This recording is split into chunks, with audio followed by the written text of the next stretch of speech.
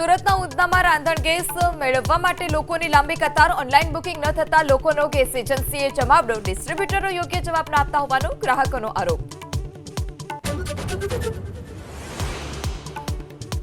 સુરત બાદ દાહોદમાં રાંધણ ગેસ મેળવવા પડાપડી. ફતેપુરામાં ગેસ એજન્સીઓ પર ગેસની બોટલો મેળવવા માટે ગ્રાહકોની લાંબી કતાર.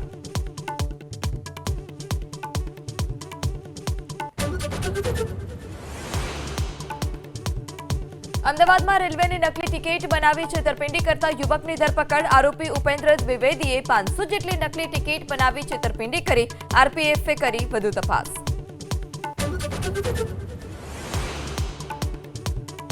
રાજકોટ સુરેન્દ્રનગરમાં ગરમીનો પારો 42 ડિગ્રીને પાર થવાની શક્યતાને પગલે ઓરેન્જ એલર્ટ જારી કરવામાં આવ્યું.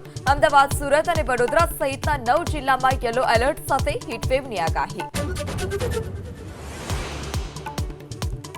ભાવનગર બાદ તાલાલામાં ધરાધ્રુજી કાળઝાળ ગરમી વચ્ચે બપોરે 12:36 2.5ની તીવ્રતાનો ભૂકંપનો આંચકો. ભૂકંપનું કેન્દ્રબિંદુ તાલાલાથી અંદાજે 11 કિલોમીટર દૂર. સાબરકાંઠામાં બીઝેડ જેવી પોન્ઝી સ્કીમ ચલાવી કરોડોની છેતરપિંડી કરતો અજય મકવાણા પોલીસ સકંજામાં.